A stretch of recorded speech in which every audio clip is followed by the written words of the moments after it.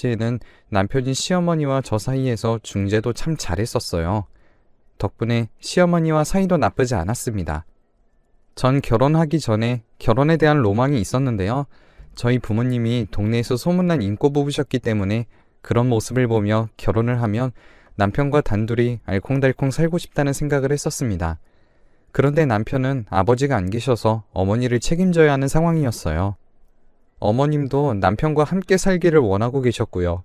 하지만 제가 따로 나와서 살고 싶다고 하자 남편은 고민하다가 밖에서 독립해서 혼자 살던 도련님 보고 집으로 돌아오라고 했고 저희는 따로 나와서 신혼집을 차렸습니다. 대신 신혼집은 친정에서 해주셨죠. 다행히 저희 집이 경제적으로 여유가 있는 편이라 결혼자금의 대부분도 저희 부모님에게 많은 도움을 받을 수 있었습니다. 그렇게 결혼 직전까지는 걱정이 많았어요. 홀어머니 밑에서 자란 남자랑 결혼하면 시어머니가 질투를 많이 한다는 말을 여기저기서 많이 들어서 저희 어머니도 그러시면 어쩌나 걱정이었죠. 그런데 저희 어머니는 전혀 그런 기미도 보이시지 않으셨습니다. 오히려 저를 딸처럼 생각해 주시며 제가 좋아하는 반찬들을 매번 챙겨주셨죠. 지나가다 예쁜 머리끈이라도 보시면 꼭 사오셔서 절 만나실 때마다 작은 것이라도 선물로 주셨어요. 그럴 때마다 참 결혼 잘했다는 생각도 했었죠. 결혼 후 3년 동안은 어머님과 자주 만나며 시댁 식구들과 사이도 좋았습니다.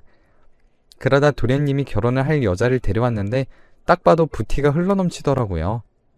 처음 인사를 오는 날부터 어머님에게 선물로 명품 가방이며 스카프며 온갖 명품을 들고 왔습니다. 어머님은 그걸 보고 입이 귀에 걸리셨죠. 제가 어머님 취향을 몰라 어떤 걸로 사와야 할지 몰라서 종류별로 준비해봤어요. 다음부터 좋아하시는 브랜드나 스타일 있으시면 말씀만 하세요. 어머니는 브랜드 티가 안 나는 걸 선호하신 거죠? 지금 입으신 옷은 어떤 브랜드예요? 저도 브랜드는 다 아는데 이런 스타일은 처음 봐서 어떤 브랜드인지 모르겠네요. 예비동서의 말에 집안 분위기는 정막이 흘렀습니다. 어머니가 입고 계셨던 옷은 제가 사드린 옷이었는데 동서가 들고 온 명품과는 비교하기 부끄러운 정도였습니다.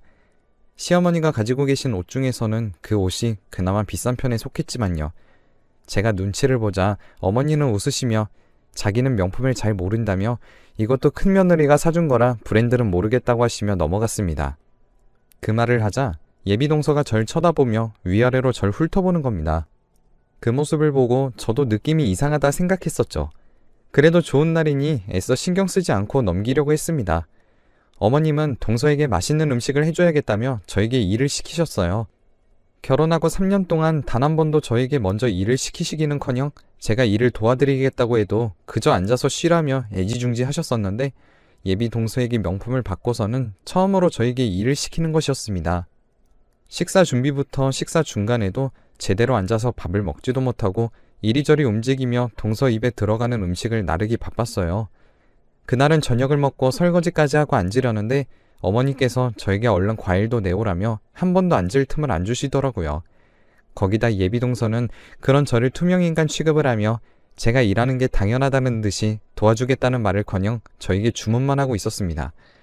점점 저도 당혹스러움을 넘어서 화가 나려고 했죠.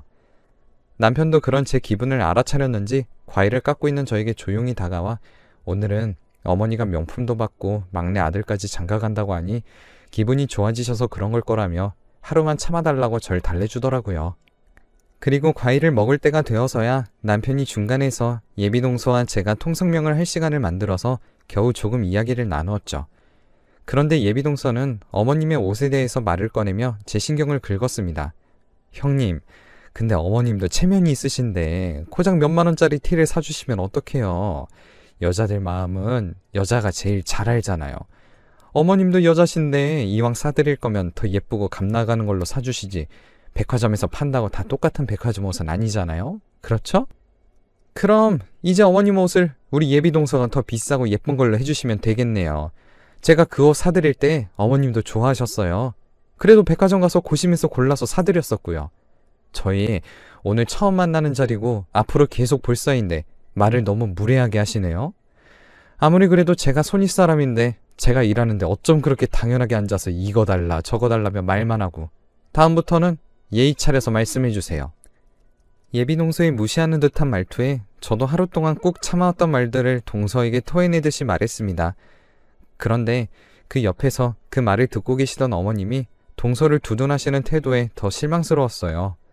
오히려 저에게 왜 긴장해서 잘해보려는 사람 기를 죽이냐며 과일이나 더 깎아오라며 절 주방으로 내몰았죠. 어머니의 태도에 너무 서러워진 나머지 주방으로 들어가 조용히 눈물을 참고 있었는데 밖에서는 자기들끼리 하하호호 웃으며 이야기하는 소리에 결국 혼자서 눈물이 터졌습니다. 그런데 조용히 주방문이 열리는 느낌이 들어서 문 쪽을 바라보니 주방문을 살짝만 열고 동서가 절 물끄러미 바라보고 있더라고요. 그러다 저와 눈이 마주치자 다시 문을 닫고 돌아가 아무 일도 없다는 듯이 어머니와 떠들어댔습니다. 그저 절 구경하러 온 것 같은 예비동서의 모습과 그런 예비동서와 절 차별하는 시어머니의 모습에 그날 많은 실망을 했습니다.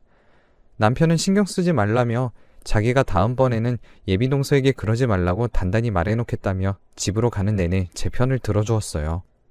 하지만 그날 이후로 시어머니의 차별은 갈수록 심해졌습니다. 동서는 매번 보란듯이 명품을 한 바구니씩 들고 와서 어머니의 마음을 샀고 그럴수록 어머니는 동서를 더 마음에 들어하시며 그곳에 가면 전 앉을 틈도 없이 일하고 어머니는 동서와 수다 떨기 바빴어요.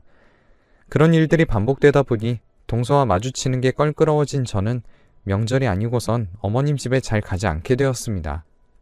동서가 생기기 전까지만 해도 한 달에 한두 번은 찾아뵈면서 함께 외식을 하는 게 일상이었지만 더 이상 차별을 받으면서까지 그럴 마음이 생기지 않았었죠.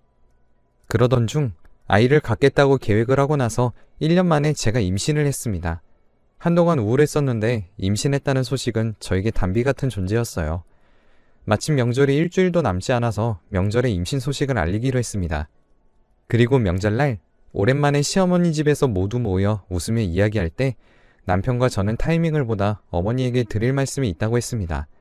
그런데 저희의 말을 막으며 동서도 자기도 할 말이 있다면서 먼저 이야기하겠다며 말릴 틈도 없이 먼저 말해버리는 겁니다. 동서는 자기가 임신을 했다며 축하해달라며 초음파 사진을 보여주더라고요. 그 소식에 시어머니는 어찌나 기뻐하시는지 동서를 껴안고 너무 잘했다며 집에 복덩이가 굴러들어왔다고 상기된 목소리로 말씀하셨습니다. 저희도 말씀을 드리려는데 저희의 이야기는 제대로 듣지도 않고 조용히 있으라면서 동서 축하나 해주라고 하시더군요. 그래서 저는 답답한 마음에 저도 임신한 지 한 달이라고 말씀드렸습니다. 그런데 시어머니는 저희에게 뚱하게 그러냐면서 너희는 임신할 때가 한참이나 지나서 이제서야 동서랑 똑같이 임신한 거 아니냐며 호들갑 떨지 말라고 하셨어요. 남편도 화가 머리끝까지 나서 어쩜 그렇게 동서만 예뻐하냐며 저희도 똑같이 임신하고 축하받을 일인데 이렇게까지 차별하시지 말라고 하자 순식간에 분위기가 험악해졌습니다. 오히려 남편을 제가 말리며 그만하라고 했지만 남편도 그동안 참았었는지 어머니에게 대들며 명품 주는 동서와 며느리고 큰 며느리는 가정부로 보이냐며 이럴 거면 다시는 집에 안 오겠다고 선언했습니다. 그러자 시어머니도 오히려 안 와도 자기는 상관없다며 저희들이 손해일 거라면서 화를 내시더라고요. 저와 남편은 시어머니의 말에 둘 다 너무 화가 나서 다시는 안 오겠다고 하고선 집으로 돌아왔습니다. 남편은 지금까지 시어머니에게 대든 적이 한 번도 없었는데 이렇게 크게 실망한 건 처음인지 그 이후로 어머니에게 연락도 하지 않고 몇 달이 지나 저도 만삭이 되어 임신을 앞두고 있었습니다. 그런데 어느 순간부터 시어머니에게서 연락이 오더라고요. 저는 이미 너무 많은 실망을 해서 시어머니의 연락은 하나도 받지 않았습니다. 남편도 혹시나 제가 스트레스를 받을까 연락받지 말라고 했고요. 그런데 시어머니는 직접 집까지 찾아와서 문을 두드리셨습니다. 남편이 출근하고 제가 혼자 있을 때 찾아오셨는데 저도 끝까지 문을 열어드리지 않고 버티고 있었습니다. 그런데 남편이 퇴근하다 현관문 앞에서 버티고 계신 어머니와 마주쳐서 함께 집으로 들어왔습니다. 시어머니는 절 보시자마자 집에 있으면서 왜 없는 척 했냐면서 버르장머리도 없는 사람 취급하시더라고요. 그러시면서 다음날 아침부터 일찍 자기와 가야 할 곳이 있으니 준비하고 있으라면서 그날 밤은 저희 집에서 자고 아침에 저와 함께 출발할 거라고 하셨습니다. 어머니, 저 다음 달이면 출산이에요. 그런데 이런 몸으로 어딜 가요? 최소한 어디인지는 말씀을 해주시던가요. 이렇게 막무가내로 오시면 뭘 어쩌시겠다는 거예요? 그리고 의사가 스트레스 받지 말고 조심해야 한댔어요. 지금 어머님이 이러시는 것도 저한테는 너무 스트레스니까 오늘은 돌아가 주세요. 그러자 시어머니는 무슨 말을 그따위로 하냐면서 내일 자기를 안 따라가면 남편이고 저고 둘 다 엄청 후회할 거라며 겁을 주시더라고요. 남편은 그 말을 신경도 쓰지 않고 저에게 가지 말라고 했지만 남편과 저 둘 다 후회를 한다고 하니 조금 불안한 마음이 들었습니다. 그래서 한참을 생각하다 내일 함께 가겠다고 했어요. 그리고 그 다음날 시어머니를 따라가자 굉장히 부유해 보이는 동네에서 가장 큰 집의 뒷문으로 절 이끄셨습니다. 어안이 벙벙한 채로 따라 들어가자 그곳에는 동서가 웃으면서 저를 맞이하고 있더라고요. 어머, 형님도 오셨네요. 오랜만이에요. 오늘 저희 집에서 중요한 자리가 있어서요. 근데 어머님 요리를 제가 워낙 좋아하다 보니까 임신 이후로 계속 어머님 음식만 먹고 있거든요. 그래서 오늘 요리도 어머님께 부탁드렸는데 형님까지 이렇게 도와주신다니 감사드려요. 그 이야기를 듣자 어이가 없어 집으로 돌아가려고 했습니다. 하지만 시어머니가 절 붙잡으시면서 어딜 가냐며 중요한 자리인데 일손이 부족하다며 도와주고 가라며 이거 하나 도와주는데 뭐 그리 어려운 일이라고 그렇게 휙 가버리려고 하냐며 절 끈질기게 붙잡으시는 통에 결국엔 일을 도와드렸습니다. 하지만 일을 돕는 내내 아무리 주위를 둘러보고 분위기를 보아도 중요한 자리는커녕 그냥 동네에서 친구들을 불러 모아 놀고 먹는 자리 같았어요. 그런 와중에 시어머니는 땀을 뻘뻘 흘리시며 음식을 하셨습니다. 그렇게 4시간을 한 번도 앉지 못하고 음식만 하다가 집으로 돌아가려고 하니 그제서야 동서는 얼굴을 다시 내보이며 어머니에게 명품 가방을 턱 쥐어주었습니다. 그 모습을 보고 시어머니고 손윗사람이고 개념도 없이 돈으로만 해결하려는 사람이라는 생각에 치가 떨렸어요. 동서, 아무리 그래도 시어머니한테 이렇게 일을 시키는 게 상식적으로 어긋나는 행동이라고 생각 안 해? 어머님 나이도 나이인데 지금 하루 종일 일을 시키지를 않나. 나도 동서랑 같은 임산부인데 여기 와서 일을 도우면 최소한 동서도 와서 돕는 척이라도 하던지. 그리고 동서에게 한마디 더 하려는데 오히려 어머님이 절 말리시며 그만하라며 왜 임산부에게 안 좋은 소리 하는 거냐며 제 팔을 잡고 데리고 나오셨어요. 대문을 나와 어머니에게 실망스럽다며 명품이면 다 괜찮은 거냐고 실랑이를 벌이고 있는데 동서가 굳은 표정으로 나와서 저 보란 듯이 지갑에서 수표를 꺼내더니 제 손에 억지로 쥐어주시고서는 이제 됐냐는 듯이 절 보고 집으로 들어갔습니다. 그리고 집으로 돌아와서 한참을 울었어요. 남편이 퇴근하고 제 눈을 보고서 무슨 일 있었냐며 물어볼 정도로 눈이 부었지만 남편에게는 차마 말하지 못했습니다. 그 후로 한 달이 지나고 저희는 예쁜 딸을 얻었습니다. 동서도 비슷한 시기에 딸을 낳아 시어머니에게 이런저런 도움을 받으며 결국엔 본격적으로 함께 살기 시작했다고 들었습니다. 저희 딸이 어린이집을 다니기 시작하면서 도련님과 시어머니는 무슨 일인지 이제 함께 살자며 남편을 설득하더라고요. 저는 못마땅했었지만 동서가 집을 마련할 테니 좋은 학군에서 아이를 키우자며 저에게 사근사근하게 굴더라고요. 저도 딸을 잘 키우고 싶은 마음도 있었으니 남편과 저는 그래도 지난 일을 잊고 함께 살기로 결정했습니다. 하지만 함께 살면서 동서는 시어머니를 식모 취급하며 몸도 안 좋으신 분에게 이것저것 시켜먹기 바빴고 그런 모습을 본 남편은 충격을 받고서 동서에게 화를 내기도 하며 분위기가 험악해지는 일이 생겼습니다. 그렇게 위태위태하게 살면서 시어머니 편을 들어준 건 저희였지만 시어머니는 저희 딸보다 조카를 예뻐하셨습니다. 그러자 조카는 자기는 어떤 짓을 해도 저에게만 들키지 않으면 혼나지 않는다는 걸 알아차렸는지 제가 보지 않는 틈이면 저희 딸을 괴롭히고 꼬집고 밀치기 일쑤였어요. 그런데 어느 날은 제가 2층에서 내려오는데 아니나 다를까 또 제가 없다고 조카는 제 딸을 꼬집으며 괴롭히고 있었어요. 저는 그 모습을 보고 놀라서 조카에게 뭐 하는 짓이냐며 소리치며 달려가자 조카는 저에게 잡히지 않으려 저희 딸을 세게 밀치고 시어머니 품에 쏙 안겼습니다. 그러자 제 딸이 할머니 품에 안긴 조카를 끌어내리려 다가가자 시어머니가 저희 딸을 다시 한 번 더 밀쳐냈습니다. 그러자 중심을 제대로 잡지도 못하고 그대로 바닥에 머리를 쿵 하고 부딪혔습니다. 저는 놀라서 달려갔고 딸은 경기를 일으킬 정도로 울어댔습니다. 시어머니는 그럴 의도가 아니었다며 변명을 하셨지만 저는 그동안의 울분이 터져서 어머니에게 며느리 차별하는 것도 모자라서 똑같은 손녀들도 차별하는 건 아니지 않냐며 화를 내며 겨우 딸을 달래주었는데요. 딸이 울음을 겨우 그치고 나서부터는 말을 하지 못하는 겁니다. 저는 너무 놀라서 몇 번이고 딸의 이름을 불렀지만 딸은 잘하던 말을 하지 못했습니다. 병원으로 데려가 검사를 해봤더니 뇌에는 이상이 없는데 심리적인 이유로 말을 하지 않는 거라며 며칠이 지나면 조금씩 돌아올 수 있으니 잠시 기다려보자는 말만 듣고 집으로 돌아와야 했습니다. 그리고 저희는 곧바로 그 집에서 나와서 따로 살기로 했습니다. 남편도 제 이야기를 듣고선 동서에게 한껏 퍼붓고 바로 짐 싸서 나왔죠. 그런데 며칠이 지나고 동선의 딸이 병원에 입원했다는 소식을 들었습니다. 조카는 태어날 때부터 신장이 안 좋아서 2주에 한 번씩 병원을 갔었는데 최근에 갑자기 상태가 안 좋아져서 입원하여 신장이식을 기다리고 있다고 들었습니다. 남편은 그 소식을 전하면서 아무래도 자기는 혼자서라도 문병을 가야겠다며 그래도 조카인데 어린아이는 잘못이 없지 않냐며 안쓰러워하더라고요. 조카가 밉기도 했지만 남편 말대로 그 어린아이가 무슨 죄가 있겠어요. 안쓰러운 마음에 병원에 들렀습니다. 동서는 얼굴이 반쪽이 되어서 조카만 바라보고 있었습니다. 딸은 아직도 시어머니와 동서가 무서웠는지 병실에 들어가서도 제 뒤에서만 꼭 숨어서 조카를 바라보았죠. 조금씩 말이 돌아오고 있긴 했지만 여전히 말이 많이 어눌한 상태여서 인사도 제대로 못하고 제 옷자락만 꼭 쥐고 있었습니다. 그런 제 딸은 가엾지도 않은지 시어머니는 제 뒤에 있는 딸을 보더니 갑자기 성큼 다가와 딸의 손목을 잡았습니다. 너는 건강하지? 밥도 잘 먹고 소화도 잘 시키고 잘 뛰고 그렇지? 사촌끼리면 서로를 돕는 게 당연한 거야. 그렇지? 제가 볼 때 시어머니는 광기에 사로잡힌 사람처럼 보였습니다.